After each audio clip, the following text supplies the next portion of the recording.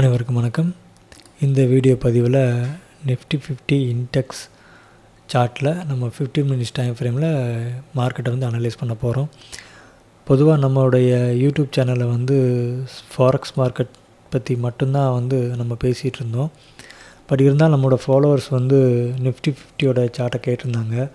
இப்போ நான் சொல்லியிருந்தேன் ட்ரெண்ட் லைனில் வச்சு பேஸ் பண்ணி தான் கொஞ்சம் எடுக்க முடியும், ஸ்மார்ட் மணி வந்து ஒர்க் ஆகுமா அப்படின்றது என்ன சொல்லுவது, சரியாக ஒர்க் ஆகாதுன்ற மாதிரி சொல்லியிருந்தேன். பட் இருந்தாலும் நம்ம ட்ரை பண்ணி பார்க்கலாம். ஏன் அப்படி சொல்லியிருந்தேன்னா, நிறைய கேப் அப் இருக்கும், அது ஒரு கண்டினியூட்டி இருக்காது அப்படின்றதுக்காக தான் வந்து நான் மோஸ்ட்லி வந்து அதை இந்த நிஃப்டி 50 வந்து பார்க்குறதில்ல. பட் இருந்தாலும் அவங்க கேட்டிருந்தாங்க அப்படின்றதுக்காக நம்ம ட்ரை பண்ணி பார்க்கலாம், அனலைஸ் பண்ணி பார்க்கலாம்னு சொல்லி அதில் என்ன ஸ்ட்ரக்சர் கிடைக்குதுன்றதை பார்த்து நம்ம வந்து ட்ராயிங் போட்டு வச்சுருக்குறோம். இந்த வீடியோ பதிவு வந்து ரொம்ப சுருக்கமாக தான் இருக்கும், நம்ம ரொம்ப ஒன்றும் இதில் பேச போகிறதில்ல. பட் இருந்தாலும் அவங்களுக்கு இப்போது மார்க்கெட்டோட நிலவரம் என்ன, வரக்கூடிய நாட்களில் நம்ம எங்கே என்ட்ரி போகலான்றதை பற்றி மட்டும் தான் நம்ம இதில் பேச போகிறோம். இப்போ ப்ரீவியஸாக வந்து ஒரு சேஞ்ச் ஆஃப் கேரக்டரை, அதாவது ஒரு சேஞ்ச் ஆஃப் கேரக்டரில் என்ட்ரி எடுத்துகிட்டு டார்கெட் போயிட்டு அங்கேருந்து ரீடெஸ்ட் கொடுத்த மார்க்கெட் வந்து அந்த சேஞ்ச் ஆஃப் கேரக்டருக்கு இன்பிட்வீன் கேப்பில் இருக்கக்கூடிய ரெசிஸ்டன்ஸ் லெவல் இந்த இருக்கு இல்லையா, இந்த ஃபேர் வேல்யூ கேப்புக்கு மார்க்கெட் ரியாக்ஷன் ஆகி டார்கெட் போயிடுச்சு. பட் இந்த விக்கு விட்ட கேண்டில் வந்து மேலே புஷ் பண்ணுறதுக்காக வெயிட் பண்ணிகிட்ருக்குது. அப்போது இந்த விக்கு விட்ட கேண்டில் வந்து இப்போதைக்கு ரெசிஸ்டன்ஸ் லெவலாக அன்மிட்டிகேட்டட் ரெசிஸ்டன்ஸ் லெவலாக ஆக்ட் ஆகிட்டு இருக்குது. ஸோ அந்த அன்மிட்டிகேட்டட் ரெசிஸ்டன்ஸ் லெவலில் மார்க்கெட் வந்து மேலே போன மார்க்கெட் திரும்ப ரீடெஸ்ட் ஆகி வரும் பொழுது அந்த அன்மிட்டிகேட்டட் 15 மினிட்ஸ் ரெசிஸ்டன்ஸ் லெவலுக்கு ரியாக்ஷன் ஆகி ஒரு சேஞ்ச் ஆஃப் கேரக்டர் வச்சு அப்புறம் அங்கேருந்து பிட்வீன் கேப்பில் இருக்கக்கூடிய ஃபேர் வேல்யூ கேப்பில் என்ட்ரி எடுத்துகிட்டு தான் மார்க்கெட் வந்துட்டு இப்போது வந்து டார்கெட் போயிருக்குது. எவ்வளோ தூரம் போயிருக்குன்னா, இப்போது கரண்டாக இருக்கக்கூடிய ஹை லெவல் வரைக்கும். இப்போ நம்ம இதில் வந்து லாங் போர்ஷன் வச்சோம் அப்படின்னா எவ்வளோ தூரம் போயிருக்குன்னு நம்ம பார்த்துடலாம்.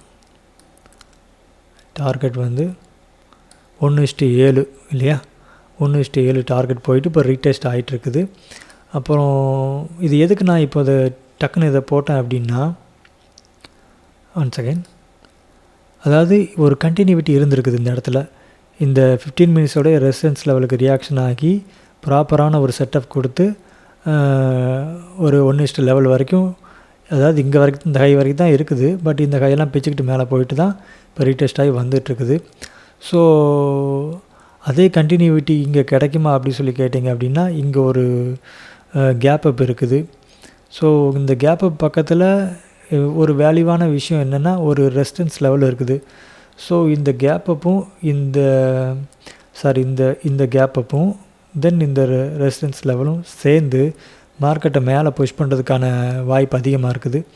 அதனால தான் இந்த லோ லைனை வந்து ஏற்கனவே இந்த ஃபேர் வேல்யூ கேப்பை மிட்டிகேஷன் பண்ணி டார்கெட் போயிருக்கு இல்லையா, இங்கேருந்து என்ட்ரி எடுத்து டார்கெட் 1:7 டார்கெட் அச்சீவ் ஆகிருக்குது. இப்போ அங்கேருந்து ரீடெஸ்ட் ஆகிறதுனால இப்போ நம்ம ஸ்மார்ட் மணி கான்செப்ட் பொறுத்த பண்ணிலும் நம்ம வந்து இந்த இடத்துல இருந்து அங்கே இதை வந்து ஒரு ஃபேர் வேல்யூ கேப்பாக நம்ம ஃபாரெக்ஸில் பார்ப்போம். பட் அதில் ஒரு கேண்டில் இருக்கும். இப்போ இங்கே கேண்டில் இல்லை அப்படின்றதுனால ஒரு கேப்பப்பாக இந்த இடம் வந்து இருக்குது. ஸோ இந்த கேப்பை ஃபில்லப் பண்ணுறதுக்காக வருது. ஃபாரெக்ஸில் வந்து ஒரு ஃபேர் வேல்யூ கேப் இருக்கும். அந்த ஃபேர் வேல்யூ கேப் வந்து இம்பல்சிவான மூளை கிடைக்கிறது.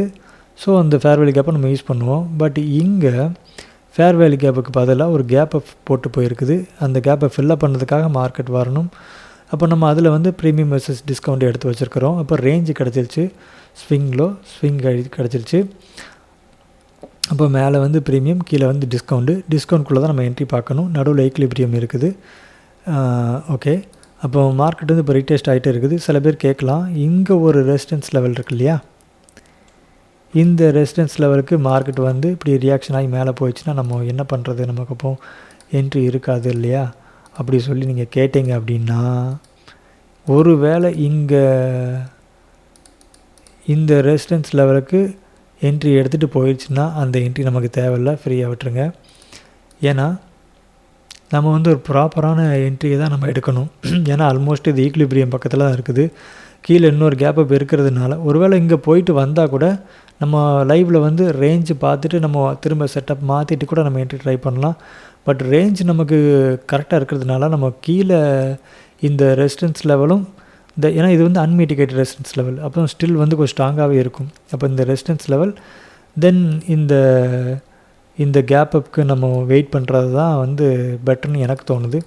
ஸோ இப்படி ஒரு இடம் இருக்கிறதுனால இங்கே ப்ராப்பரான ஒரு மார்க்கெட் வந்து இப்போ ரீடெஸ்ட் ஆகி வந்துட்டுருக்கு இல்லையா, அப்படி மேலே போயிட்டு கூட வரலாம். இப்படி இன்னும் ஒரு செட் வந்து இப்படி போயிட்டு அப்புறம் இப்படி வந்துட்டு இப்படி போயிட்டு இப்படி கூட வந்து இதை வந்து இந்த இடத்த வந்து வயலேட் பண்ணலாம். வயலேட் பண்ண உடனே இந்த மாதிரி ஒரு சேஞ்ச் ஆஃப் கேரக்டர் இம்பல்சிவாக இந்த பார்த்துருக்கீங்க இல்லையா, ஒரு சாம்பிள் காட்டுறேன் நான் உங்களுக்கு.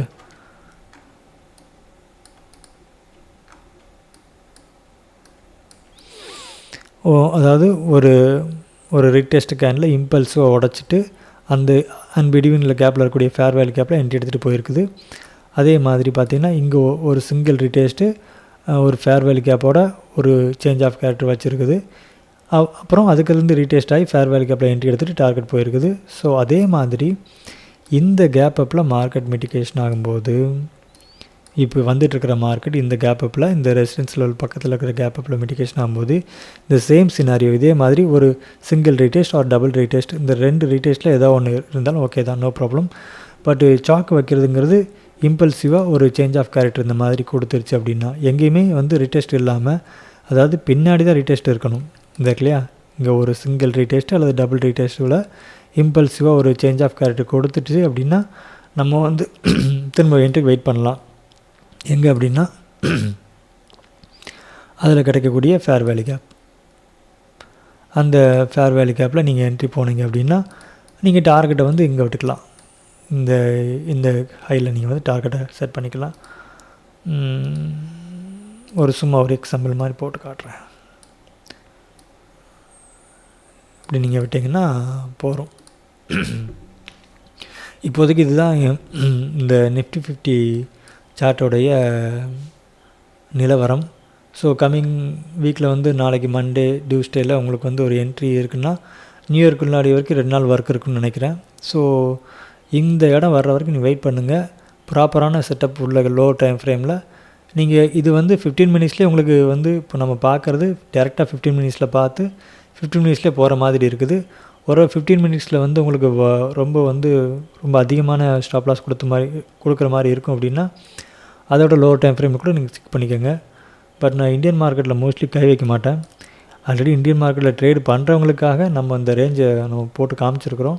அவங்க என்ன டைம் ஃப்ரேமில் எப்படி எடுக்கணும்னு எடுத்துக்கோங்க. பட் என்ட்ரிங்கிறது இப்போதைக்கு இங்கே இதெல்லாம் இருக்குது அப்படின்றத நான் வந்து குறிப்பிட்றேன்.